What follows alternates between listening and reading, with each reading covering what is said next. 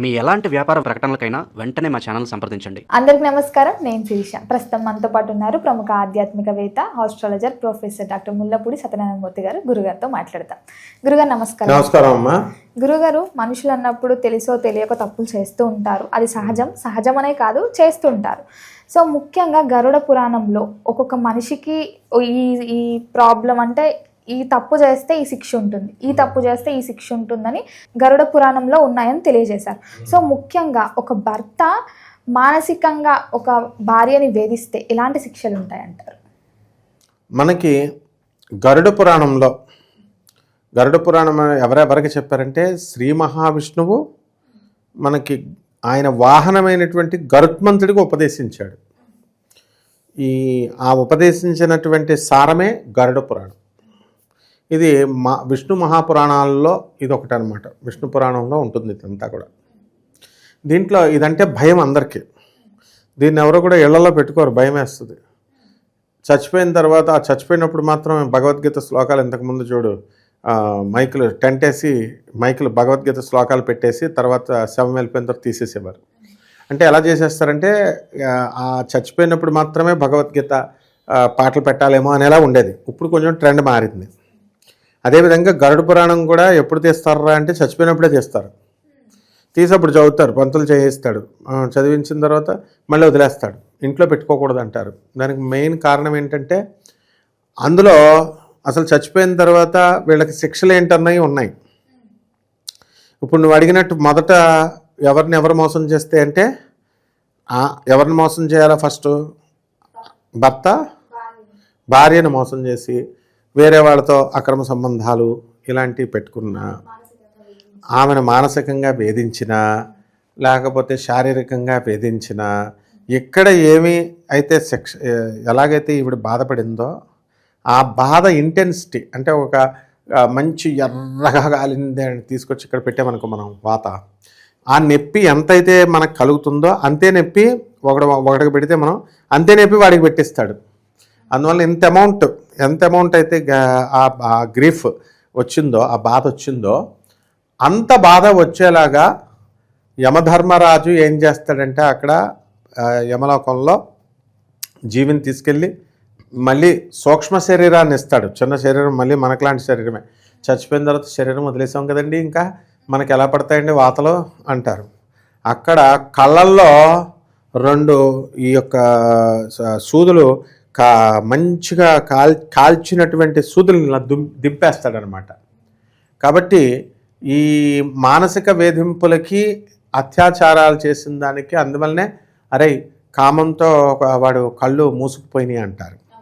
అంటే ఏంటంటే ఆ యొక్క దీంతో కళ్ళ మీద గుర్చిపిచ్చేస్తాడు. కృష్ణదేవరాయలు తిమ్మరసుకి కళ్ళు గుర్చేశాడు. అదేవిధంగా ఈ యొక్క కళ్ళల్లో నిప్పుల్లో ఉన్నటువంటి దాన్ని అలా గుచ్చేస్తారు. అయితే తెలిసి చేసినా తెలియక చేసినా అని కాదు, మానవుడు తెలియక కొన్ని చేస్తాడు. ఇప్పుడు కలియుగంలో మొత్తం అందరూ తెలిసే చేస్తున్నారు. ఒకడు మోసం చేసేటప్పుడు ప్రతిదీ అంతరాత్మ చెప్పుద్ది. అంటే మనం నడుస్తున్నప్పుడు చూడకుండా ఏ చేమలో దోమలో అలాంటివి చచ్చిపోతే మన కాళ్ళ కింద అవి అంటే తెలియని తప్పులు. ఇవేమున్నాయి? అమ్మవారికి బలిస్తున్నాం మేకని, మనకు తెలియదా? జంతు బలి. ఈ జంతు బలినిచ్చినప్పుడు మేకను కానీ కోళ్ళను కానీ బలిచ్చినప్పుడు మళ్ళీ వాటికి మనం కోసుకొని తినేసిన వాళ్ళని మేక కింద కోడి కింద పుట్టిస్తారు. పుట్టించి ఒక జన్మలో వాటికి మనమేమో మేకలయ్యి కోసేసుకున్న వాళ్ళేమో మనుషులయ్యి వాళ్ళు కోసేస్తారు. కోసేసి ప్రాణానికి ప్రాణం అనమాట సూత్రం అక్కడ గరుడ పురాణంలో. యముడి దగ్గర సమవర్తి అంటారు ఆయన్ని. అంటే చాలా కరెక్ట్ న్యాయం ఇస్తాడు ఆయన. ఒకళ్ళకి ఎక్కువ ఒకళ్ళు తక్కువ అని చూడ్డు. కాబట్టి కుంభీపాక నరకం అంటాడు. కుంభీపాక నరకం అంటే ఏంటంటే వేపేస్తారు చూడు, నూనెలో వేపేస్తారు. అంటే అది అబద్ధం అండి. ఎక్కడ ఉంటుందండి నరకం? ఎందుకు వేపుతారండి నూనెలో అంటారు. ఇప్పుడు వీడికి అర్థం అవ్వాలంటే ఏ వైన్ షాప్ పక్కన మొత్తం చేపలను వేపుతూ ఉంటారు చూడు నూనెలో, అవి ఎందుకు వచ్చినాయి అంటే అదే కుంభీపాకం అంటే దేవలోకంలో యమలోకంలో జరిగే ప్రతి శిక్ష ఇక్కడ భూలోకంలో మనకు కనబడుతుంది ఏదో రకంగా. ఇప్పుడు ఆ చేపల వేపును ఇలా వేపుతారా బాబు, ఇలా నిన్ను కూడా కోసేసి అలా వేపుతారు క్లియర్గా అని శాస్త్రం. అలాగే లేదా వీడికి చేప జన్మ ఇచ్చి వీడు అలా చేశాడు కాబట్టి చేప జన్మ ఇచ్చి వాడికి కోడి జన్మనిచ్చి కోసేసిన తర్వాత వాడిని కుంభిపాకంలో వేపుతారు. మొత్తం మీద జరగడం అయితే జరుగుద్ది. న్యూటన్స్ థర్డ్ లా ప్రకారము, మూడవ సూత్రం ప్రకారం, to every action there is an equal and opposite reaction. ప్రతి చర్యకి ప్రతిచర్య ఉంటుంది కాబట్టి అలాగా చెప్పబడింది. అసలు మనిషి జీవించిన తర్వాత, మనిషి చనిపోయిన తర్వాత ఏమవుతాడు ఎవరికి తెలియదు. 5 ప్రాణాలు ఉంటాయి, 5 ప్రాణాలు పోతే 6వ ప్రాణం ఒకటి మిగిలిపోతుంది. ఈ 6వ ప్రాణం ఏమవుతుందంటే శవాన్ని తీసుకెళ్లేటప్పుడు మీ నాన్న పిలు, మీ అమ్మను పిలు అని పిల్లల చేత పిలిపిస్తారు, చెవిలో గట్టిగా పిలువ అని. పిలిస్తే ఏమన్నా 6వ ప్రాణం ఏమన్నా లేస్తుందేమో అని ఆశ అనమాట. అయితే వీళ్ళు వెళ్ళిపోయిన తర్వాత అక్కడికి లోపలికి వెళ్ళిన తర్వాత అక్కడ దాన్ని డీకంపోజ్ అవ్వాలి బాడీ, అంటే దాన్ని కాల్చాలి. బాడీని కాల్చినప్పుడు ఏమవుతాయంటే 5 ఎలిమెంట్స్ అగ్ని కాలిపోయిన తర్వాత 6వ ప్రాణం అప్పుడు బాడీ అంతా డీకంపోజ్ అయ్యి దానికి అయ్యి అప్పుడు 6వ ప్రాణం బయటికి పోద్ది. అసలు ప్రాణం అప్పుడు పోద్ది. 6 ప్రాణం పోయేదాకా కూడా 6వ ప్రాణం 5 ప్రాణాలు పోయినా కూడా ఎవరు ఏం చేస్తున్నా మనకి స్పృహ ఉంటానే ఉంటుంది, తెలుస్తూనే ఉంటుంది. ఎవరు మాట్లాడుకుంటున్నా అవన్నీ వినబడతా ఉంటాయి. మనం చచ్చిపోయాడు అనుకుంటాం, ఇంకేం వినబడమని వీళ్ళు ఇంకెలాగో చచ్చిపోయాడు కదా వీళ్ళు లేవడని చెప్పేసి వీడు మనకి అప్పులెగ్గొట్టాడు, వీడు ఇలా చేశాడు అలా చేశాడు అని తిడతాడు. బుడుక్మని లేచిన సందర్భాలు కూడా ఉన్నాయి. చాలామంది ఏమండి మేము యమలోకానికి వెళ్ళి మళ్ళీ తిరిగి వచ్చామండి. ఈ మధ్యకాలంలో అమెరికాలో ఒక ఆవిడ వీడియో కూడా వైరల్ అయింది. ఆ వీడియోలో ఏం చెప్తున్నారు, ఆమె నార్మల్గా ఉంది, నా శరీరము బియాండ్ ద కాన్షియస్నెస్, డార్క్నెస్లోకి వెళ్ళిపోయాను, నేను ఒక చీకట్లోకి వెళ్ళిపోయాను. ఆ చీకట్లోకి వెళ్ళిపోయిన తర్వాత ఇప్పుడు ఎలా ఉందో ఫేజ్ అలాగే ఉంది, ఏం మార్పు ఉండదు. మనం జీవించున్నప్పుడు ఎలా ఉంటుందో మన మానసిక పరిస్థితి అప్పుడు కూడా అలాగే ఉంటుంది. అయితే అక్కడ చుట్టుపక్కల ఏం మాట్లాడుకుంటున్నారు, ఏమున్నాయి అన్నీ కూడా తెలుస్తున్నాయి, మనం మాట్లాడుకున్నామన్నీ కూడా.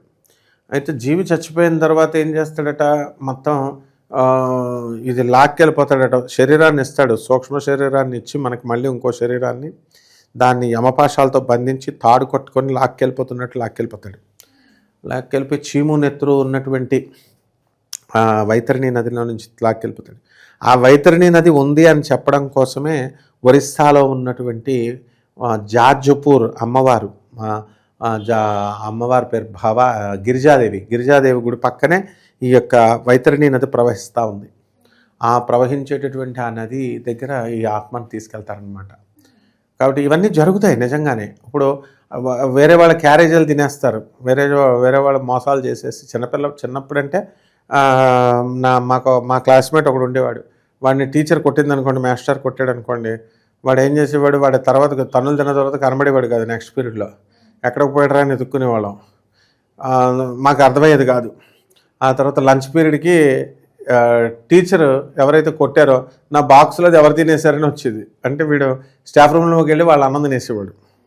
ఇప్పుడు రాజకీయ నాయకులు కానీ కొంతమంది కబ్జాదారులు, రియల్ ఎస్టేట్ రౌడీలు వీళ్ళంతా కూడా వేరే వాళ్ళ స్థలాలు కబ్జా చేస్తారు చూడు, వాళ్ళ నోటి దగ్గర తినేస్తారు. వీళ్ళందరినీ కూడా కుంభిపాక నరకంలో వేసేస్తానన్నాడు. మిడతలవుతారు ఒకళ్ళ నోటి దగ్గర కనుక మనం తిండి కనుక లాగేసుకుంటే కనుక నెక్స్ట్ రైతులు మిడతలు అవుతారని గురుచరిత్రలో కూడా చెప్పబడింది. ఇది గురుచరిత్ర తాళపత్ర గ్రంథం ఇది. దీంట్లో క్లియర్గా ఈ యొక్క శిక్షలన్నీ కూడా ఇందులో కూడా వివరించబడ్డాయి. అదొక పెద్ద లిస్ట్ అనమాట. తర్వాత కామంతో ఎవరిని పడితే వాళ్ళని అత్యాచారాలు చేసేటటువంటి వాళ్ళకి కళ్ళు ఉండవు, అంధులుగా పుడతారు. నెక్స్ట్ ఎవరికైతే ధనాన్ని అపహరిస్తారో దాన్ని దొంగతనం చేసి వాడు మర్నాడు వాడి ఇంట్లో కుక్క అయి పడతాడు వీడు. అలాగే దేవాలయంలో సొమ్ము దొంగతనం చేసేవాళ్ళు రైస్ బస్తాలు, ఆవు నెయ్యలు, లడ్డూలు ఇవి అమ్మవారు దేవాలయాల్లో ఎత్తుకుపోతారు. మొన్న మధ్య కరీంనగర్లో గోశాలలో గోవులు చచ్చిపోతుంటే అక్కడ పెట్టిన పళ్ళు, ఆవుల కోసం మేత కోసం ఇచ్చిన పళ్ళని అక్కడ స్టాఫ్ ఎత్తుకుపోయారని చెప్పి న్యూస్లు వచ్చినాయి. ఆ పళ్ళు ఇంటికి వెళ్ళిపోతాయి అన్నమాట. ఇలాంటి వాళ్ళందరినీ కూడా దేవుడి సొమ్ము తిన్నటువంటి వాళ్ళందరినీ కూడా మనము పేడలో పురుగులై పుడతారని చెప్పేసి శాస్త్రం. ఇలాక గరుడ పురాణంలో వరుసలో చాలా రకాల పెద్ద లిస్ట్ ఉంది. ఆ లిస్టులో ప్రకారం గురుచరిత్రలో కూడా చెప్పబడింది. అవన్నీ కూడా మనం చెప్పుకోవచ్చమ్మా. గురుగారు మొత్తం మీద మాకు తెలియని ఎన్నో విషయాలు తెలియజేసినందుకు ధన్యవాదాలు. ధన్యవాదాలు.